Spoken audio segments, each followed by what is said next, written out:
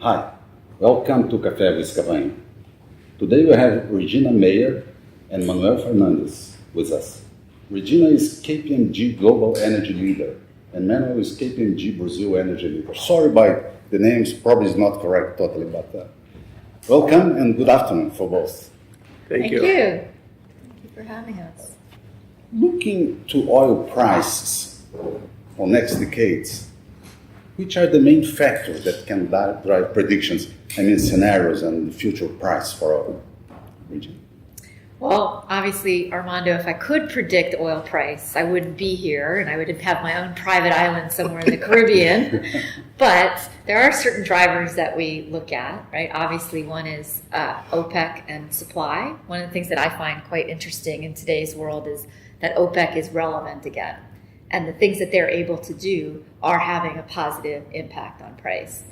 The other piece that we're trying to factor in is demand growth. And right now it's still pretty robust growth, even around the world and even in the mature economies. And you have markets like in India and elsewhere that have very high growth requirements. But at some point, we know that demand's going to peak. And that has become the big question is, when do we hit peak demand? And the conversation isn't any longer if we hit peak demand, it's when. And the debate is it 2040, is it 2070, is it 2100 sometime? So we have a long time using oil in the world for division from today. So we cannot substitute oil with an easy manner. Correct. Right now 20% of a barrel of oil goes to transportation. Oh. There's still 80% that goes into petrochemicals, and we're not talking about getting rid of plastics yet, although you've got a lot of momentum around eliminating single-use plastics and what's the ultimate impact that would have on the petroleum barrel. But we still anticipate that oil will be a big part of the energy mix for a long time to go. And Brazil can see different, how Brazil follows this? This is a global market, right? So, yeah. She mentioned OPEC and all that to that geopolitics, they play a very important role on this price prediction. And the fact that we have very important countries going through very complicated political problems right now, like Venezuela, that means a lot of production that is not there just because they don't have capacity to invest. But if, 3-4 years time, they come back, that's a different scenario. Iran just had these issues with the U.S. It's another thing that could affect everything. So very difficult to predict, and I agree with her. If I could do that, I would not be here. Manuel makes a good point, though. The U.S. shale revolution is a big part of the equation, too. 5 million barrels a day production today in nice shale. They're making 10 million a day. We anticipate that we'll get to over 11 million from a total U.S., but you're right, in terms of the shale production is going up extensively. Consumption around 19 million barrels a day, I suppose. U.S. Mm-hmm.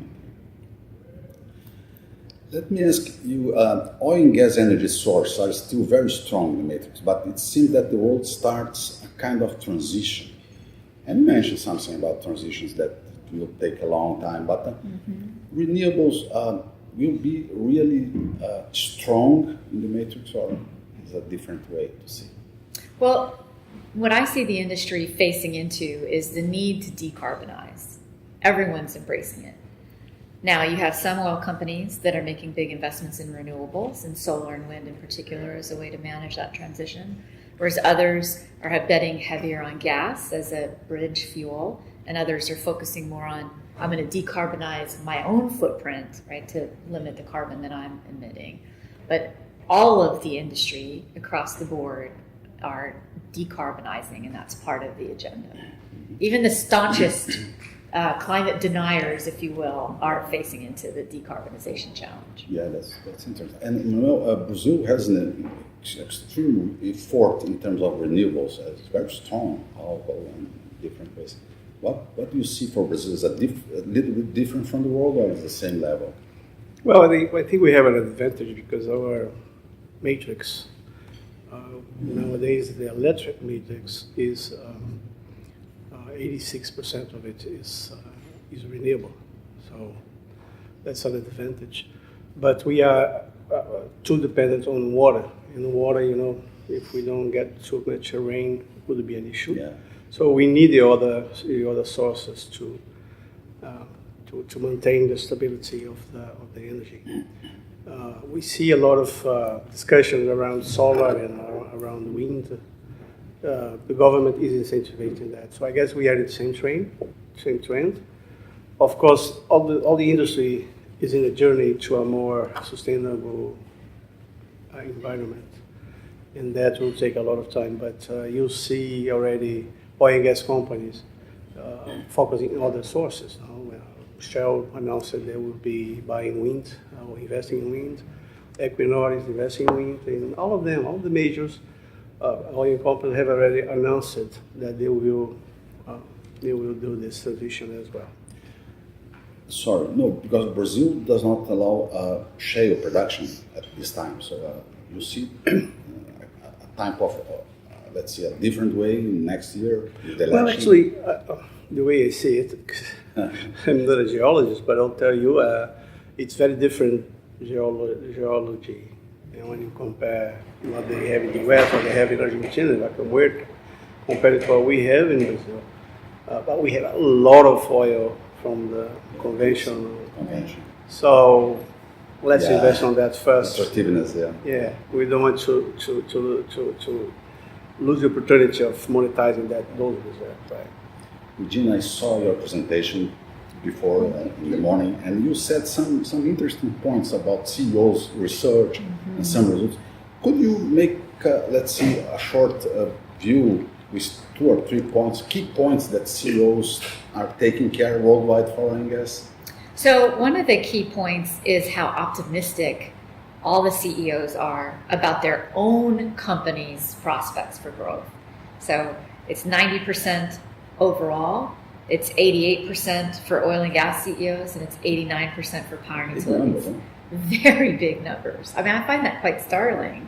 90% of you are confident in your company's growth prospects. It gets more pessimistic when they think about the rest of the world or the rest of the economy. So I think it's sort of interesting that everyone feels good about their little piece of the pie, perhaps less good about the overall. But if everyone's piece of the pie is good, it should all equal to being good, right?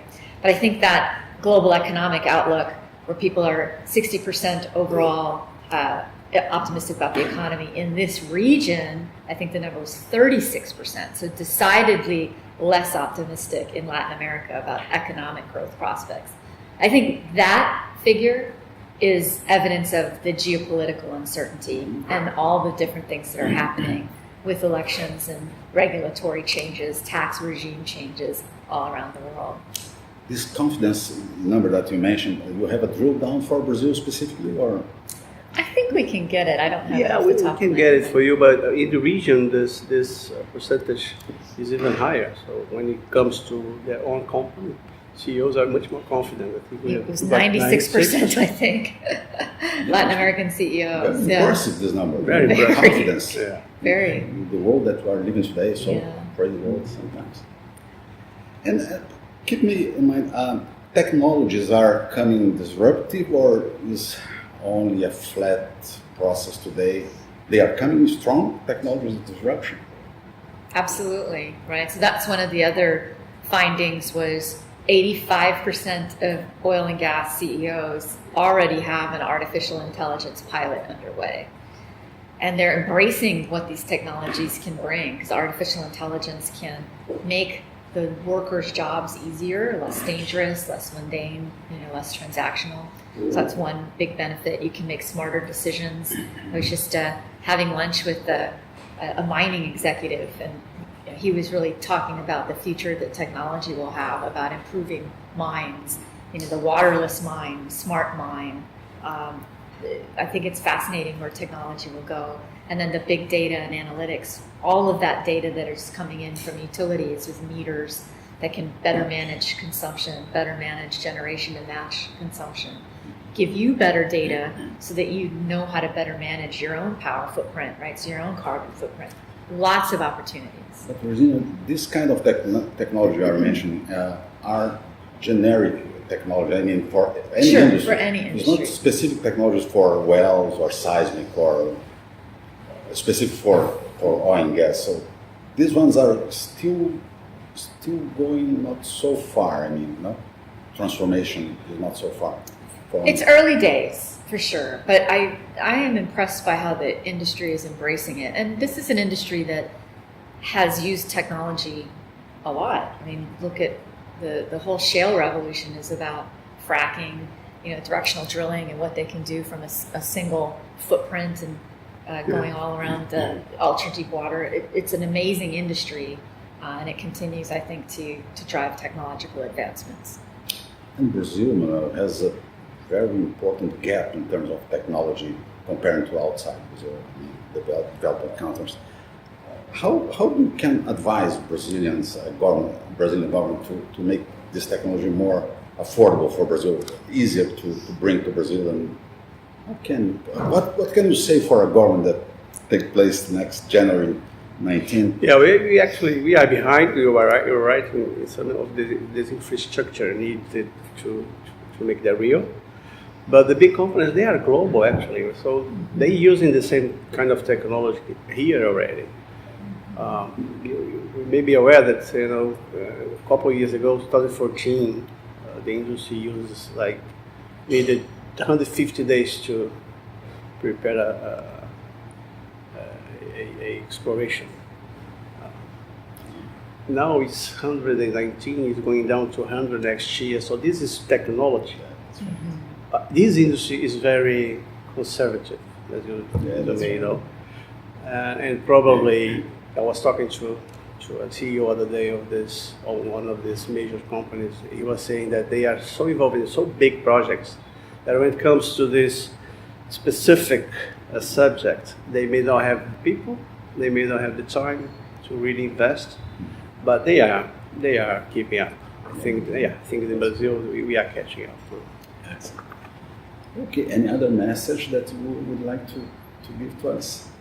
One thing that I would offer, I didn't piggyback onto Manuel, but about Brazil, I think Brazil's energy footprint is so diverse, and it's almost a microcosm of what the rest of the world has. You have all the advanced ethanol and what you've used in your transportation fuels for so long. You have incredible hydro, you have solar, you have wind, you have these great conventional oil and gas assets. You've also done a great job about getting electricity to those that really need it, whereas other markets, like when I visited India, still a major challenge. So I could see Brazil being a beacon relative to how you develop your energy resources and bring those to the market, both for yourselves and for the rest of the world. It's an exciting place to be. Excellent. I agree, Regina.